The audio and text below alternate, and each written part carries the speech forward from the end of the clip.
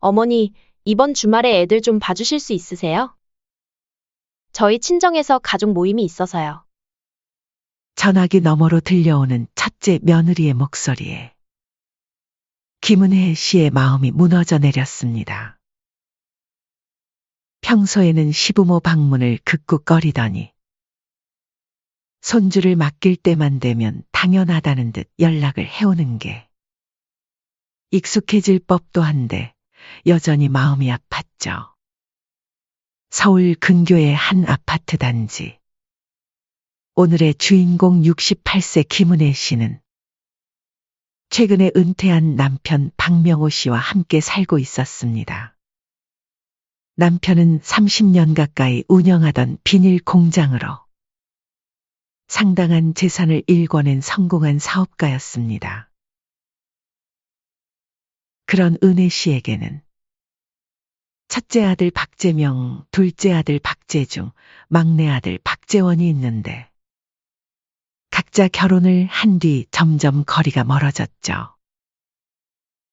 새벽부터 일어나 정성스레 반찬을 준비하던 은혜 씨의 눈가에 문득 눈물이 맺혔습니다. 이렇게 새벽부터 일어나 반찬을 준비하는 것도 자식들의 얼굴이라도 보기 위해서였죠. 그도 그럴 것이. 첫째 며느리는 명절에도 얼굴을 비추지 않았고 둘째와 셋째도 눈치를 보며 참석을 피했습니다. 은혜 씨, 우리 집에 와서 커피 한잔 할래요? 이웃집 최영숙 씨의 다정한 목소리에 은혜 씨는 고개를 저었습니다. 오늘은 좀 손주들 오기로 해서요.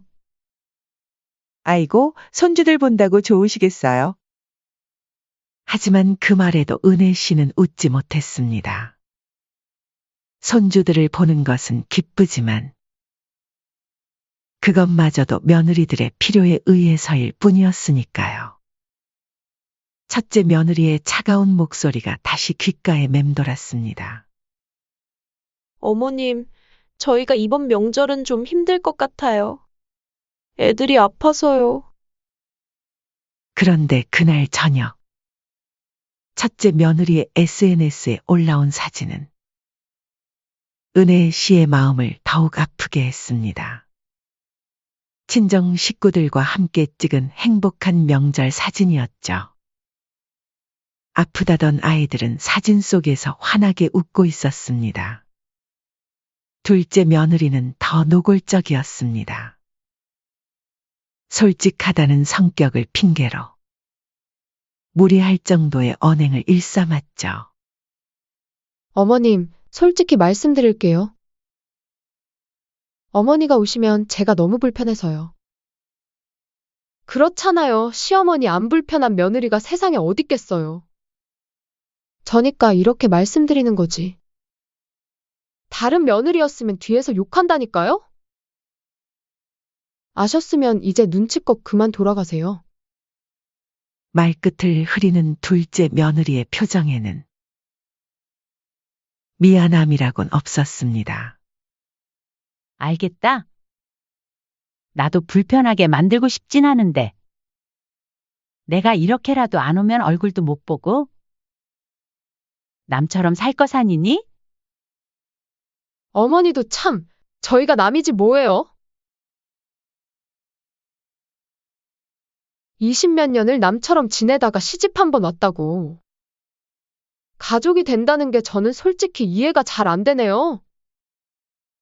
은혜 씨는 하고 싶은 말이 많았지만 그저 관계를 개선하기 위해 꾹 참았습니다.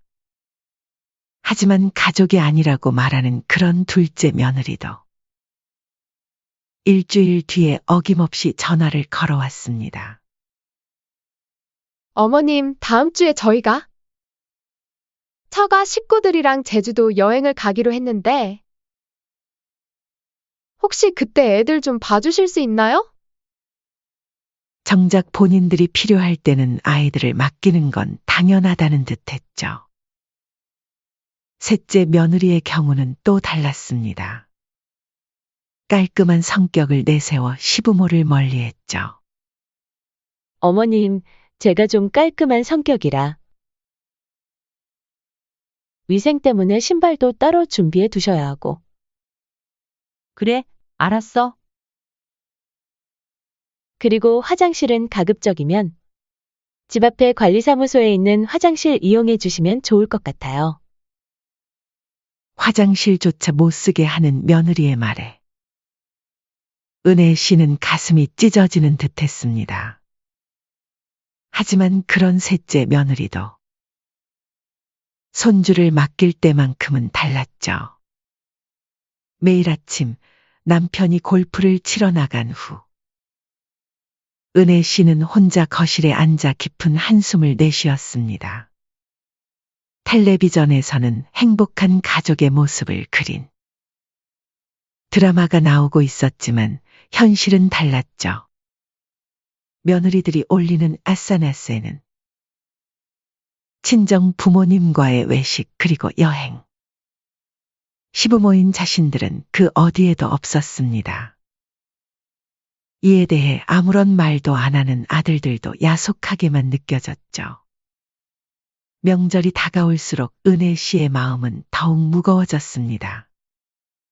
차례상을 차리고 자식들이 좋아하는 음식을 만들면서도 과연 이번 명절은 아들들이 올까 하는 불안감에 시달렸습니다.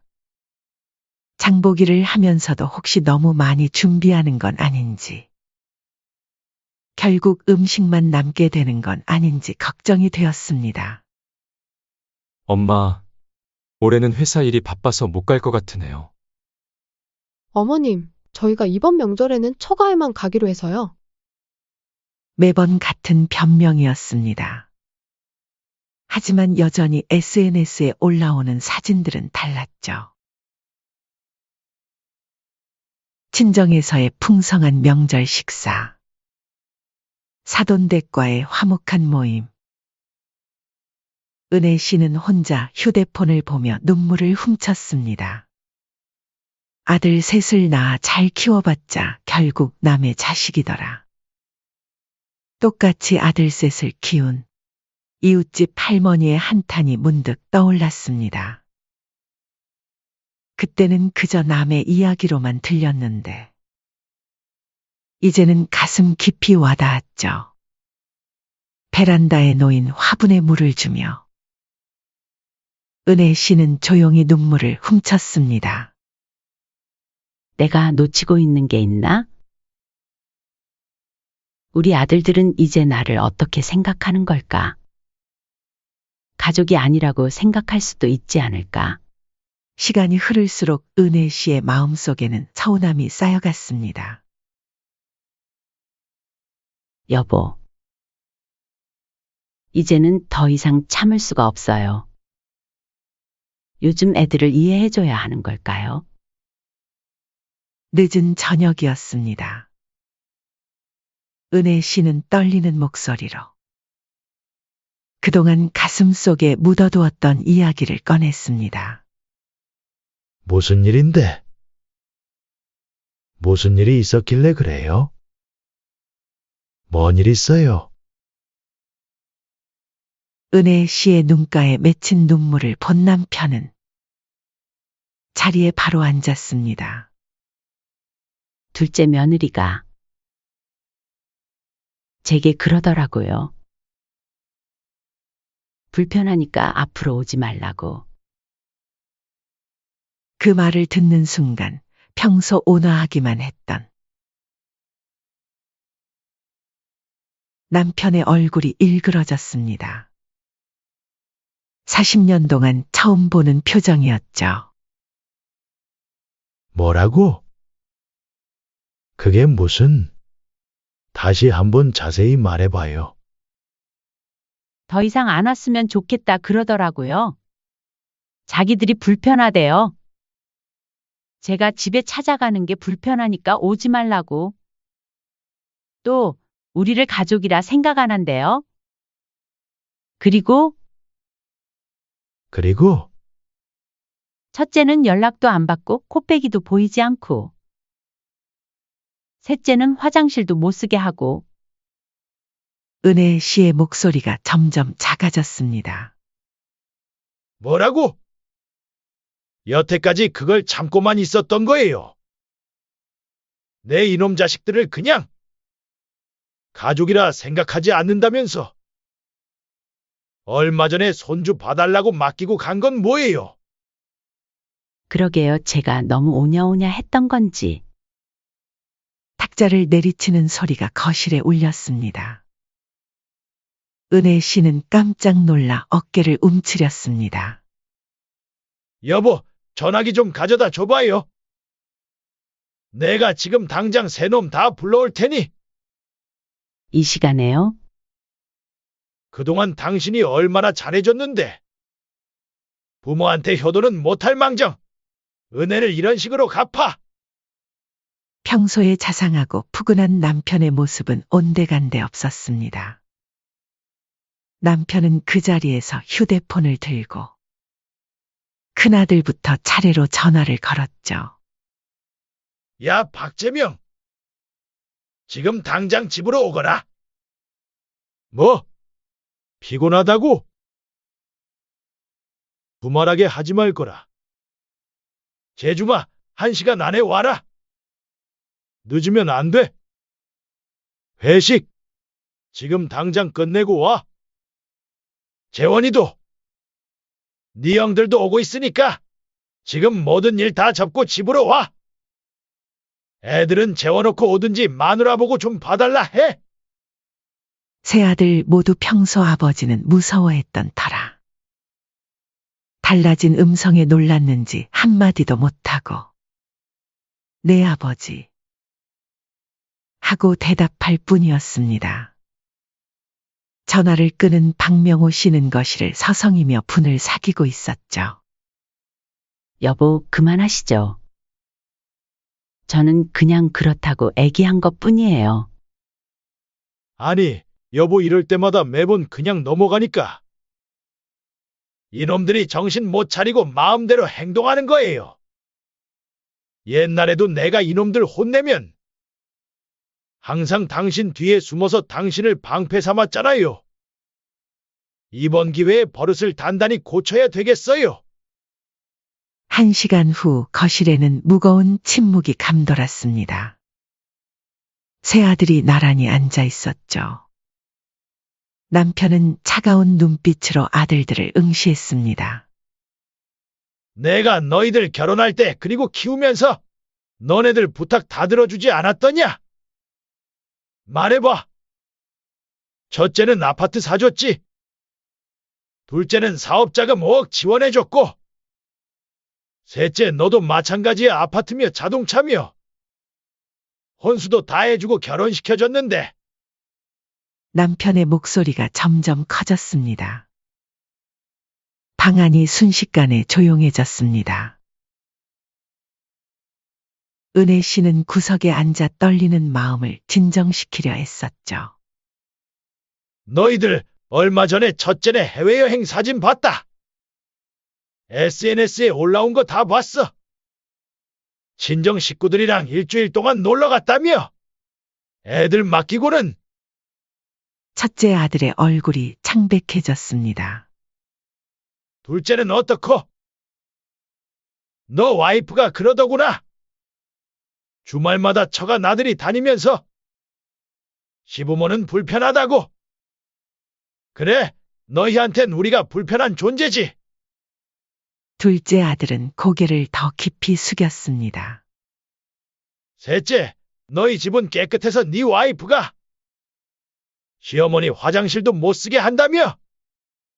근데 처갓집 식구들은 며칠씩 묵어도 되고.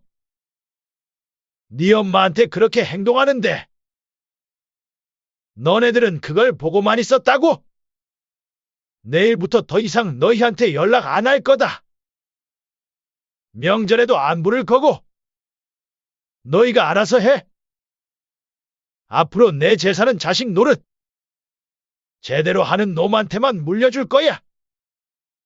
자식 노릇하는 놈이 한 놈도 없으면 다 기부할 거고. 아버지, 저희가 잘못했습니다. 죄송합니다. 생각이 짧았어요. 용서해주세요. 재산 얘기 나오니까 이제야 머리 숙이나? 엄마가 그렇게 무시당할 때는 눈 하나 깜짝 안 하더니 남편은 천천히 자리에서 일어났습니다. 아버지. 죄송해요. 저희가 무심했습니다. 나한테 사과할 게 아니지. 엄마한테 죄송하다고 하거라. 그리고 말로만 하는 사과는 필요 없어. 당장 내일부터 행동으로 보여라. 나는 눈에 보이는 것만 믿는다. 남편의 단호한 목소리에 아들들은 더 이상 아무 말도 하지 못했습니다. 이제 그만 돌아가거라. 그날 밤 세 아들은 고개를 푹 숙인 채 집을 나섰습니다. 현관문이 닫히고 난 후 은혜 씨는 남편의 옆으로 다가갔습니다. 여보. 미안해요. 괜한 걱정시켜서. 아니야. 내가 진작 이렇게 했어야 했는데. 남편의 목소리가 살짝 떨렸습니다. 당신 덕분에 후련해요. 이제부터는 내가 당신 더 잘할게. 자식놈들 다 필요 없어. 그날 이후 집안의 분위기는 완전히 달라졌습니다. 어머님, 주말에 저희 집에서 식사하시죠? 제가 고기도 사놨어요. 첫째 며느리의 갑작스러운 연락에 은혜 씨는 당황했습니다. 남편의 엄한 호통 이후 자식들은 며느리에게도 남편이 뜻을 전달한 건지 태도가 180도 바뀐 것이었죠. 처음에는 좋았어요. 하지만 이내 곧 인위적인 태도에 저는 불편함을 느꼈죠. 그래도 될까? 웬일이니? 웬일이긴요? 말씀 섭섭하네요. 제가 어머님 좋아하시는 동태찌개도 해드릴게요. 요새 배워서 자신 있어요. 전화기 너머로 들리는 며느리의 상냥한 목소리가 어쩐지 낯설게 느껴졌습니다. 그때 둘째 며느리에게서도 전화가 걸려왔습니다. 어머님, 이번 주말에 시간 되시면 저희 집 오세요. 아니. 그날 첫째네 가기로 했단다. 언니네는 지난번에도 다녀가셨잖아요. 이번에는 그냥 저희 집으로 오세요. 어머님. 제 통화가 끝나기도 전에 셋째 며느리까지 메시지를 보내왔습니다. 어머님, 이번 주말에 뭐 하세요? 애들이 할머니 보고 싶다고 안달이에요. 제가 어머님 좋아하시는 고등어구이도 준비할게요. 은혜 씨가 답장을 보내기도 전에 카카오톡 단체방이 시끄러워졌습니다. 얼마 지나지 않아 아들들까지 가세했습니다. 엄마, 몸에 좋은 보약 해놨으니 이번에 집 오시면 가져가세요. 형, 저번에는 오지 말라고 했다더니. 웃기지도 않네요? 셋째가 불만을 토로했습니다. 그러니까 둘째야, 너는 그런 얘기 해놓고 뻔뻔하게. 태도를 싹 바꾸니? 첫째까지 끼어들었습니다. 아니, 그 말을 내가 했어? 그리고 형들도 불편하다고. 나한테 불평할 땐 언제고 이제 와서 이러기야? 은혜 씨는 이런 광경이 도무지 믿기지 않았습니다. 예전에는 명절에도 오지 않던 자식들이 이제는 서로 모시겠다고 다투다니. 그날 저녁 은혜 씨는 남편에게 조심스레 물었습니다. 여보, 애들이 갑자기 이상해졌어요. 왜? 서로 모시겠다고 싸워요. 전에는 상상도 못할 일인데. 아이고, 효자 나셨네 다들. 한번 지켜봐요. 어차피 마음에 없는 행동하는 건 오래 못 가. 우리가 너무 오냐오냐 키웠어. 그날 이후로 아들들과 며느리들의 변화는 더욱 눈에 띄게 달라졌습니다. 매주 안부 전화는 기본이었고, 주말마다 찾아오는 일이 잦아졌죠. 웃기지도 않더군요.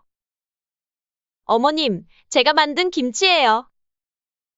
이번엔 꼭 어머님 비법대로 담가봤어요. 첫째 며느리는 큰 김치통을 들고 와 수줍게 웃었습니다. 불과 한 달 전만 해도 시어머니 방문을 극구거리더니 말이죠. 어머님. 그동안 제가 너무 이기적이었어요. 정말 죄송합니다. 둘째 며느리는 눈물까지 글썽이며 사과했습니다. 불편하니 오지 말라던 그 차가운 목소리는 온데간데 없었죠. 어머님, 이제 저희 집 화장실도 편하게 쓰세요. 그래도 불편하다면서? 내가 써도 되는 거니? 아휴, 그래도 어머니가 편하게 지내시는 게 우선이죠. 화장실이야 청소하면 그만인데요, 뭘. 그때 말씀드린 거고 너무 담아두지 마세요, 어머니. 셋째 며느리의 변화는 더욱 놀라웠습니다. 위생 강박증을 이유로 화장실도 못 쓰게 하던 그 며느리가 맞나 싶을 정도였죠. 명절이 다가오자 경쟁은 더욱 치열해졌습니다. 어머님, 이번 명절은 저희 집에서 지내시죠. 저희가 모시러 갈게요. 제가 1등급 한우 준비했어요. 아니에요, 어머님. 명절인데 그래도 가족끼리 다 같이 모여야 하지 않겠어요? 저번에 약속하셨잖아요. 맞아요. 저희는 전복찜도 준비했는데. 첫째 언니네 가시면 저희는 뭐가 돼요? 세 아들은 급기야 부모님 댁에 모여 서로 언성을 높이기까지 했습니다. 형, 이번엔 우리 차례라고 했잖아. 야, 내가 무슨 차례야? 내가 큰형이야? 형들, 저번에 제가 양보했잖아요. 은혜 씨는 이런 모습이 더욱 마음을 무겁게 했습니다. 재산을 의식한 듯한 지나친 경쟁, 과도한 관심. 모든 것이 불편하게 다가왔죠. 여보, 전에는 너무 무관심해서 서러웠는데, 이제는 이렇게 관심 가져주는 게 더 불편하네요. 사람이 하루아침에 변하진 않는 법이야. 곧 지들 꾀에 지들이 넘어갈 테니. 그렇게 명절이 다가오고 은혜 씨는 서로 경쟁하듯 음식하는 며느리들의 대화를 우연히 엿듣게 되었죠. 언니, 아버님 재산 문제도 있으니까 우리가 더 잘해야 해요. 맞아요. 지금은 좀 불편해도 참아요. 저도 그래서 이번에 특별히 준비하고 있어요. 우리 페어플레이 좀 하지 그래? 너무 경쟁이 과해. 은혜 씨의 마음이 철렁 내려앉았습니다. 역시 이 모든 변화가 재산 때문이었던 걸까요? 여보, 아이들이 재산 때문에 이러는 것 같아요. 그날 밤 은혜 씨는 베란다에 홀로 서서 달빛을 바라보았습니다. 마음 한켠이 무거웠지만 그래도 말이라도 이렇게 해주는 게 어딘가 싶기도 했죠. 이게 비록 재산 때문이라 해도, 그래도 이렇게라도 가족이 모이고 웃고 떠드는 게 좋은 걸까? 은혜 씨의 마음속에는 여전히 혼란스러운 감정이 가득했습니다. 진심과 거짓 사이 그 어딘가에서 답을 찾아야 할 것만 같았죠. 그렇게 명절이 끝나고 일주일이 지난 어느 날이었습니다.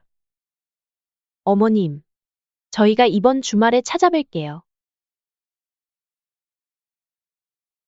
제가 어머님 좋아하시는 갈비찜 해드릴게요. 첫째 며느리의 달콤한 목소리가 전화기 너머로 들려왔습니다. 어머니, 다음 주에는 저희 집에서 꼭 식사하시죠? 아버님도 오시고요. 둘째 며느리의 메시지도 도착했습니다. 어머님, 저는 이번에 특별히 홍삼이랑 건강식품도 준비했어요. 셋째 며느리의 연락까지. 은혜 씨는 깊은 한숨을 내쉬었습니다.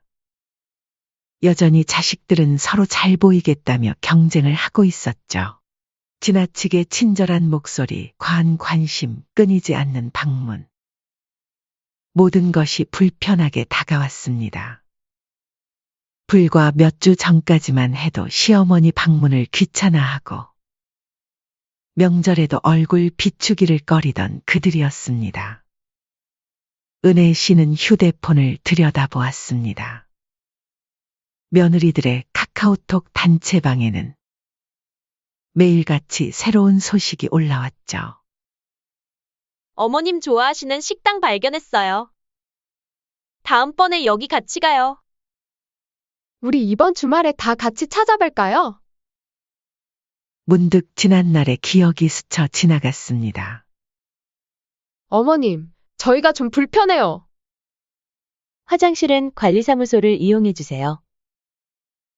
명절에는 저희가 좀 어려울 것 같아요.